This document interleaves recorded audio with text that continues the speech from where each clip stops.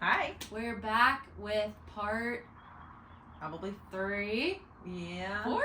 3. It's 2. 3. One of those. One of those. We'll get it someday. It's okay. We went through a snippet about generators, manifesting generators. We did kind of an overall, overarching view of all the types. And today, we are going to talk about projectors. And you just so happen to have 2 projectors sitting in front of you right now.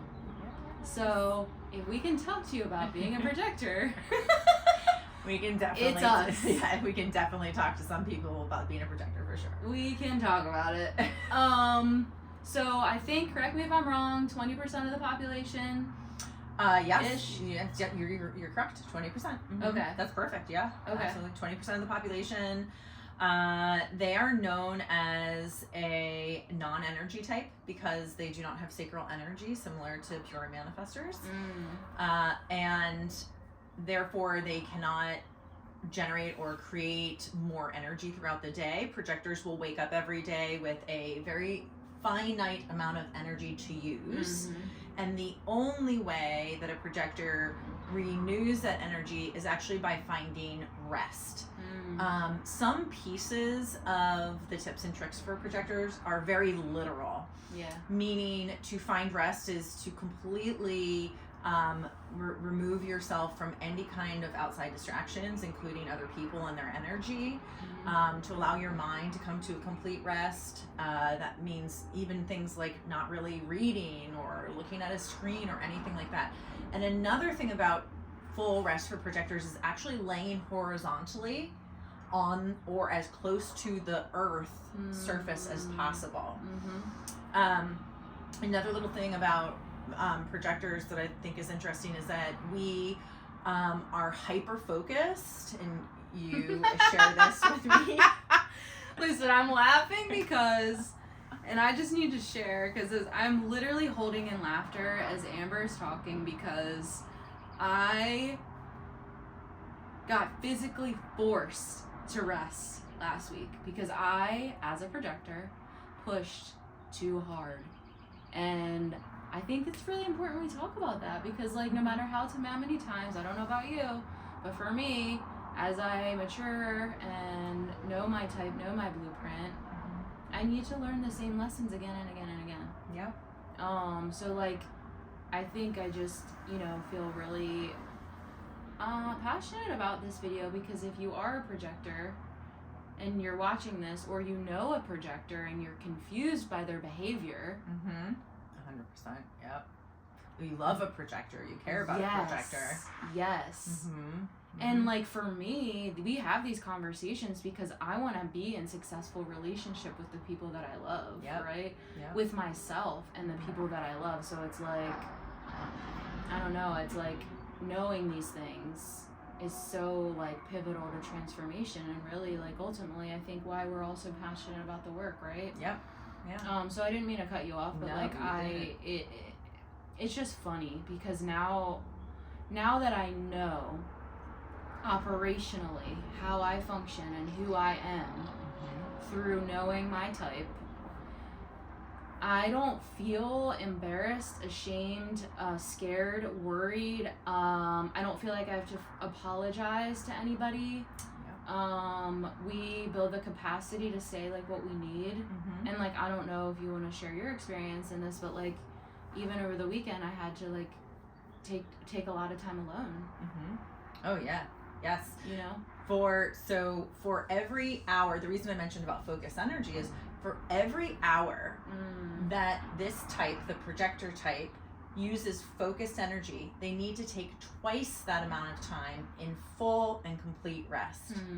So if you are working a traditional 8-hour workday, then you should take full and complete rest for a minimum of 16 hours. How many adults in your life life do I know that take full rest for 16 solid hours? So every time you're doing that as a projector and you're not taking that, you're really constantly depleting, and the way that we know that shows up for us, the first way that shows up for us is through physical dis-ease, and we end up making ourselves very sick because we're not listening to the full rest that is needed.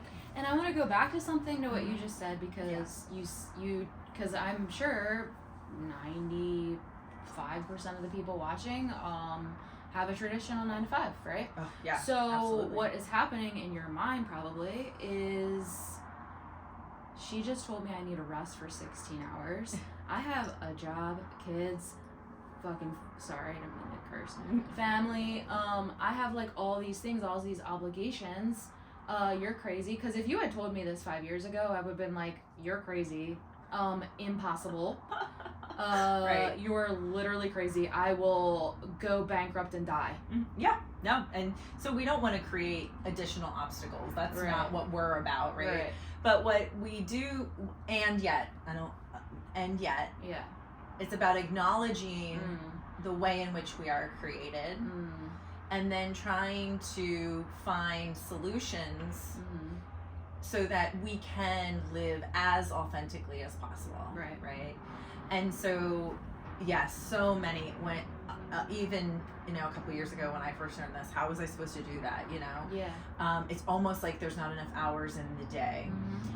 I think that there are things that we can do as projectors, which is give ourselves, if you are, let's say you are in an eight hour work kind of place, giving yourself permission to have hyper-focused work for a specific period of time, and then figuring out what is the workaround to maybe not that full rest that I just mentioned, but to having not focused, but still being at your place of employment if that's the case, right?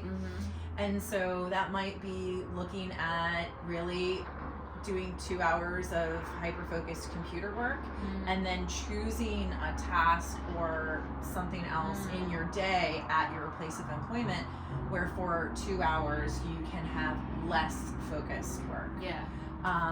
That is, one of the suggestions that I've found many projectors will do to help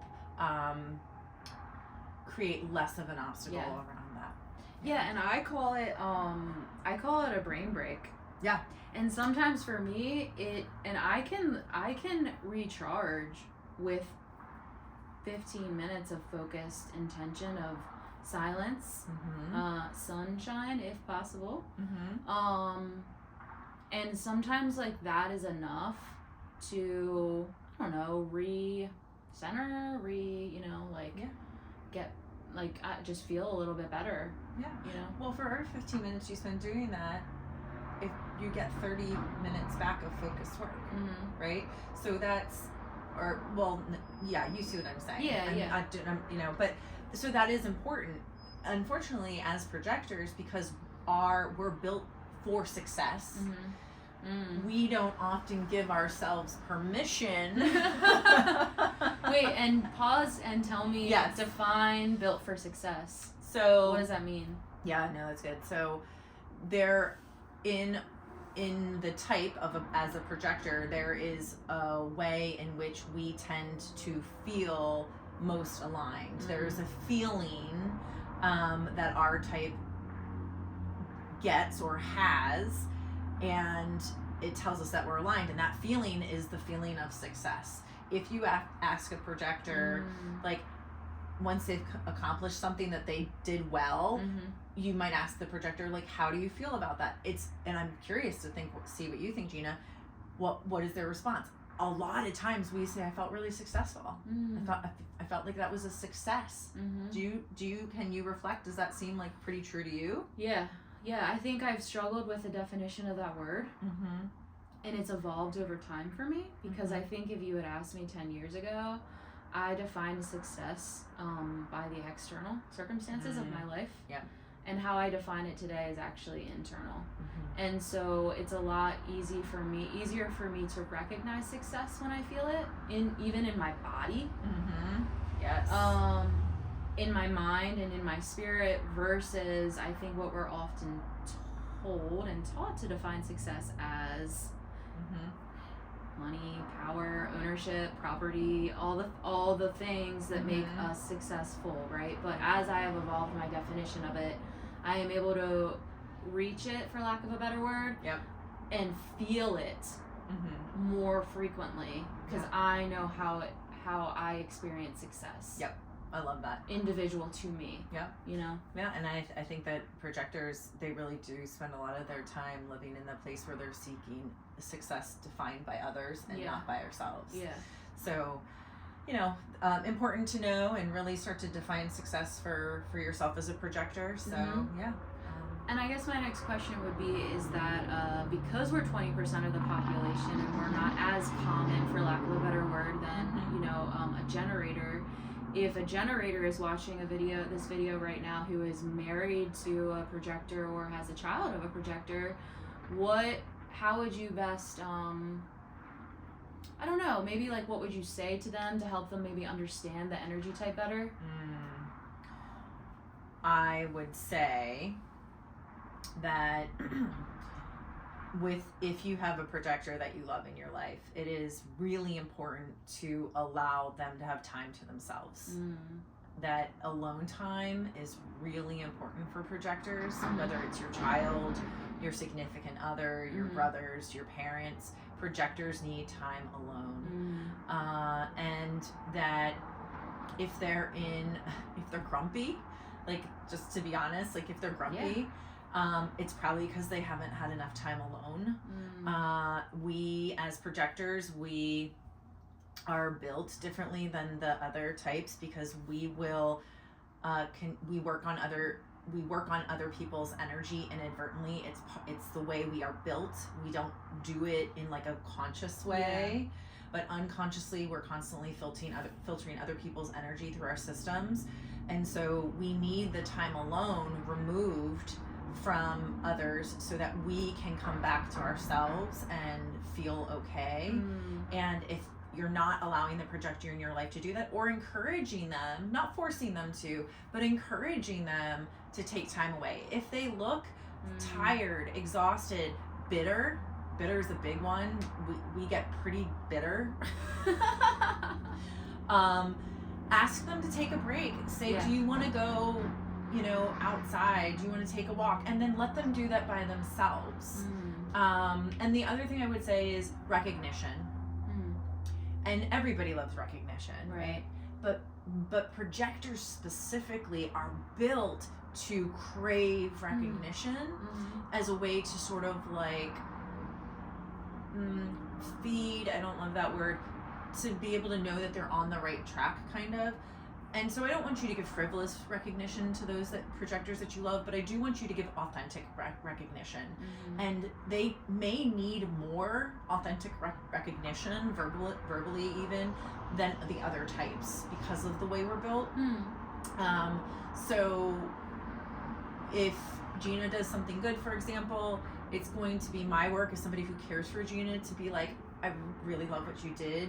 You know, you did a great job. I know you don't necessarily need to hear that from me, but I just wanted you to know that I saw you and I saw that, and it was wonderful. That's the kind of recognition that it helps projectors continue to be the best version of themselves that they can be.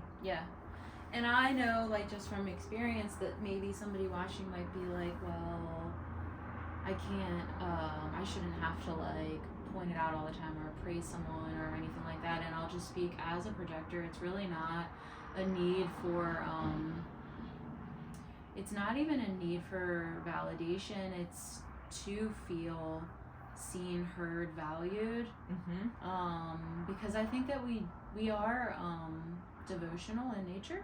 Is that safe to say? 100%. Yeah. So I think it's important to understand that it's really not a matter of I need you to tell me how great I am, but I need to know that my presence is valuable to you. Otherwise, I'm not sure what I'm doing, kind of. That's 100% that, and I love that you said that.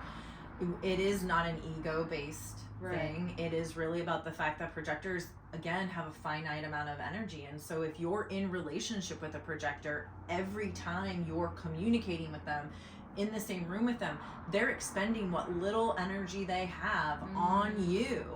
And part of the reciprocity to have a healthy relationship is you looking at that projector and saying, through recognition, so not necessarily needing to say I value you, but through words of recognition and affirmation, expressing that through it. Yeah. That I value you, I see you, I hear you. Yeah.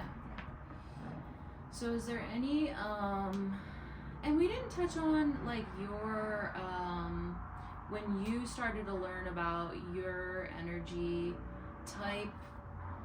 Sorry if I'm not using the right words. No, you're good. You got it. When you're learning about, when you first learned about being a projector, what like clicked for you? What was your experience? Like, did you feel like everything started to make sense? Oh yeah.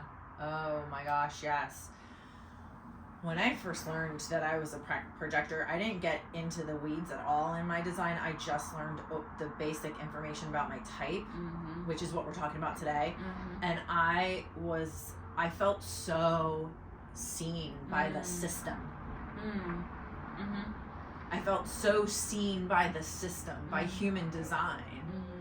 And I was like, oh my gosh. And then I thought to myself, like, I just felt like I had other people that were like me in this world, right? I know we're 20% of the population, but I'm like, oh my gosh, there's other people out there like with me. And I'm like, I'm not built wrong. Yeah. Right? That was another thing that really came up for me. So you said earlier about like releasing things like guilt and shame. Yep. You know, I was able to release so much guilt. Yep. So much shame when I read about my type, and again, just my type, to know that when I walk in a room filled with people, that my aura will attract probably one or two people that really want me, want my energy, want my targeted hyper-focused energy, and yet the majority of that room very well may turn around and walk away from me and not want to acknowledge my existence. And that's not a bad thing. Sure. That's actually my type and my aura working for me, for my greatest good. And I used to think, the story I told myself in those moments was, why do so many people not like me? Right? Why do I only have one or two people at parties that want to talk to me? Now I know, because if I had 50 people's attention on me, I'd be so sick. And I wouldn't feel good, and my energy would be depleted, and those 50 people wouldn't be giving me authentic recognition. Right. So It makes a lot of sense. I think that we will probably pause there for now until our next segment of Q&A with Amber. But I also just want to invite you to pull your unique blueprint from shamanichumandesign.com. Now, if you haven't, it's free, it's easy. Also, if you have comments or questions, leave them, and we will do our very best to answer them and or reach out so we can help guide you through the process. So that's it for now. But we'll see you soon. All right. Bye, guys.